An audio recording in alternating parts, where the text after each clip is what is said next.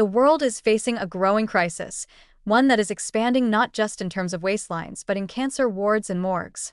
Obesity, once considered mainly a risk factor for diabetes and heart disease, has now emerged as a powerful, dangerous, and under-recognized driver of cancer. This link is no longer speculative. Global health data have increasingly confirmed a disturbing trend. The incidence of obesity-related cancers is rising across the world, threatening to reverse decades of progress in cancer prevention and survival. This alarming surge is not confined to the affluent nations of the West, where high-calorie diets and sedentary lifestyles are common. It is now a global phenomenon. From the megacities of Asia to the expanding urban centers of Africa and Latin America, countries undergoing rapid industrialization are witnessing parallel spikes in both obesity rates and cancer diagnoses.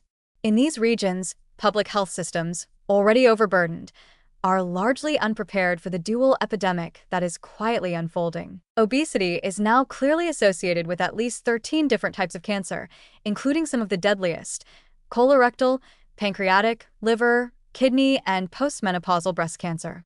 What's more alarming is the fact that the link often bypasses public consciousness. While tobacco has been the face of cancer risk campaigns for decades, obesity still remains oddly exempt from similar scrutiny, despite posing comparable and, in some cases, compounding risk. Excess body fat alters the hormonal environment in ways that promote tumor growth. Adipose tissue is not passive; it is metabolically active and pro-inflammatory. It secretes estrogen, insulin, and other growth factors that can stimulate cancer cell proliferation. Chronic low-grade inflammation, common in obese individuals, further fuels DNA damage and tumor development. Moreover, the immune dysfunction seen in obesity may impair the body's ability to detect and destroy malignant cells in their early stages. These biological pathways are not hypothetical. They are now supported by a growing body of epidemiological and molecular evidence. Worryingly, younger people are increasingly being diagnosed with cancers historically seen in older adults, particularly colorectal cancer, a trend that mirrors the earlier onset of obesity in childhood and adolescence. This is not just a statistical fluke, it's a generational warning. These early onset cancers tend to be more aggressive and harder to treat, and they hit during peak working and reproductive years, multiplying their social and economic toll. In developing countries, the impact is even more devastating. The spread of Western-style diets, rich in processed meats, sugary beverages, and ultra-processed foods, has coincided with reductions in physical activity due to urbanization. Yet health infrastructure in these regions is not scaling to meet the emerging cancer burden. Many people are diagnosed late, when treatment is less effective and survival rates are lower.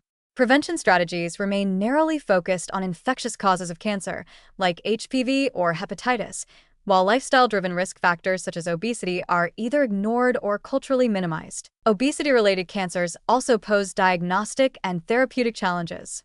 Imaging techniques can be less accurate in obese individuals, delaying diagnosis.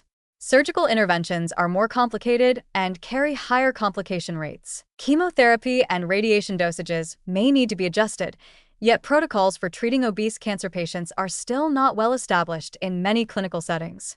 This clinical gap means that even when treatment is accessible, outcomes may still be compromised. Despite these red flags, obesity is often framed in the media as a personal failing or aesthetic concern rather than as a systemic and biomedical crisis. This trivialization is dangerous.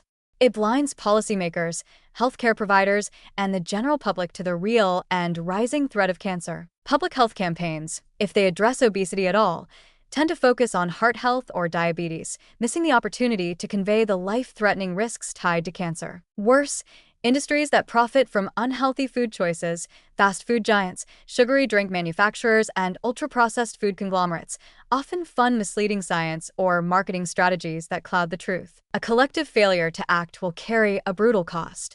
Projections suggest that by 2030, obesity-related cancers could account for a significant proportion of all new cancer cases globally. Without urgent policy change, taxation on unhealthy foods, restrictions on junk food marketing, especially to children, urban planning that encourages movement, and massive public education campaigns, the trend will only worsen. Health systems will become more strained. Economies will bear the cost of premature death and chronic illness. Families will be devastated by diseases that were, in many cases, preventable. This is a slow-moving catastrophe, but it is not irreversible.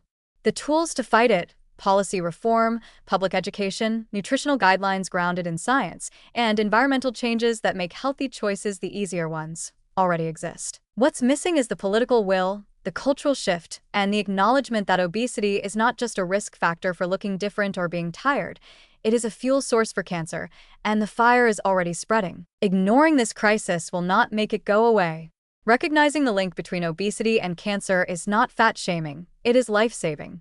Until we face this truth with the seriousness it demands, we will continue to sacrifice lives to an epidemic that is largely of our own making. The rising tide is already here. It is time to sound the alarm.